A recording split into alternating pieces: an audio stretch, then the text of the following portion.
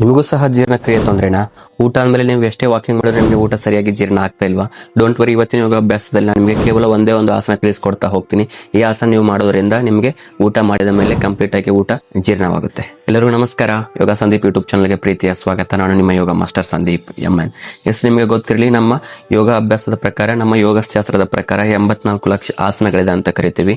ಅದರಲ್ಲಿ ಊಟ ಆದ ಮೇಲೆ ಮಾಡಬಹುದಂತ ಏಕೈಕ ಆಸನ ಅಂದ್ರೆ ಅದು ವಜ್ರಾಸನ. ಈ ವಜ್ರಾಸನವನ್ನು ಮಾಡೋದ್ರಿಂದ ನಮ್ಮ ಕಂಪ್ಲೀಟ್ ಆಗಿ ಜೀರ್ಣಶಕ್ತಿ ಇಂಪ್ರೂವ್ಮೆಂಟ್ ಆಗುವಂಥದ್ದು, ಮತ್ತೆ ಊಟ ಮಾಡಿದ ತಕ್ಷಣ ಮಾಡಬಹುದಾದಂಥ ಆಸನ ಆಗಿರೋದ್ರಿಂದ ಊಟ ಆದ್ಮೇಲೆ ಏನಾಗುತ್ತೆ, ಕಂಪ್ಲೀಟ್ ಆಗಿ ಜೀರ್ಣಶಕ್ತಿ ತುಂಬಾ ಇಂಪ್ರೂವ್ಮೆಂಟ್ ಆಗುವಂಥದ್ದು, ಮತ್ತೆ ಮಾಡಿರ್ತಕ್ಕಂಥ ಊಟ ಬೇಗ ಡೈಜೆಷನ್ ಆಗ್ಲಿಕ್ಕೆ ಇದೇನು ಮಾಡುತ್ತೆ, ಹೆಲ್ಪ್ ಮಾಡುವಂಥದ್ದು.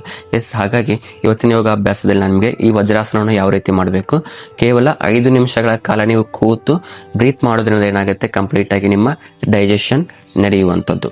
ಹಾಗಿದ್ರೆ ಬನ್ನಿ, ವಜ್ರಾಸನವನ್ನು ಯಾವ ರೀತಿ ಮಾಡಬೇಕು ಅನ್ನೋದನ್ನ ಸಂಪೂರ್ಣವಾಗಿ ತಿಳಿಸ್ಕೊಡ್ತಾ ಹೋಗ್ತೀನಿ.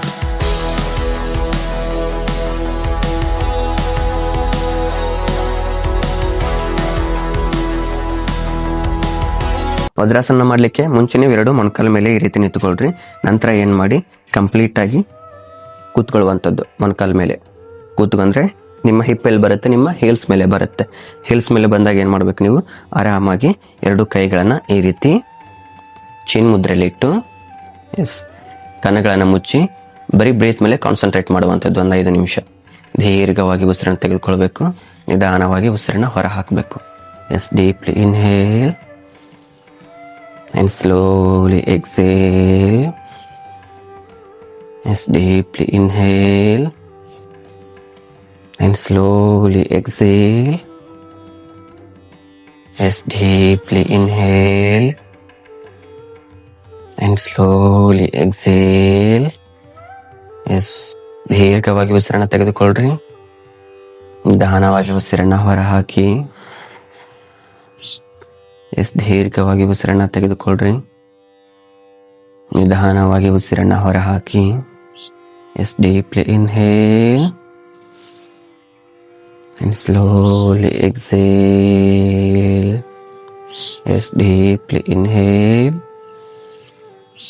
and slowly exhale. ದೀರ್ಘವಾಗಿ ಉಸಿರನ್ನು ತೆಗೆದುಕೊಳ್ಳ್ರಿ. ನಿಧಾನವಾಗಿ ಉಸಿರನ್ನು ಹೊರ ಹಾಕಿ.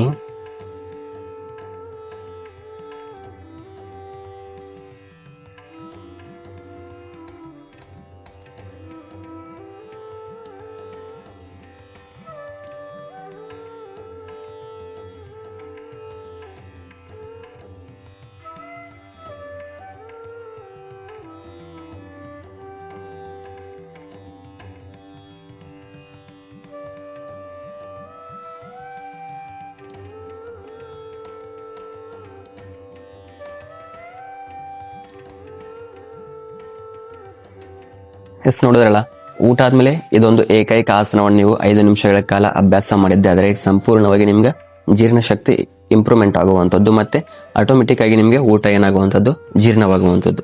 ಇದೇ ರೀತಿಯ ಹೆಚ್ಚಿನ ಯೋಗ ರಿಲೇಟೆಡ್ ವಿಡಿಯೋಸ್ಗಾಗಿ ಯೋಗ ಸಂದೀಪ್ ಯೂಟ್ಯೂಬ್ ಚಾನಲ್ ತಪ್ಪದೆ ಸಬ್ಸ್ಕ್ರೈಬ್ ಮಾಡಿ, ಮತ್ತು ಈ ವಿಡಿಯೋನ ನಿಮ್ಮ ಸ್ನೇಹಿತರೊಂದಿಗೆ ಶೇರ್ ಮಾಡಿ. ನಿಮ್ಮ ಅನಿಸಿಕೆಯನ್ನು ಕಮೆಂಟ್ ಬಾಕ್ಸಲ್ಲಿ ಕಮೆಂಟ್ ಮಾಡಿ, ಮತ್ತೆ ಈ ವಿಡಿಯೋನ ತಪ್ಪದೆ ಲೈಕ್ ಮಾಡಿ. ಎಲ್ಲರಿಗೂ ಒಳ್ಳೆಯದಾಗಲಿ. ನಮಸ್ಕಾರ. ಜೈ.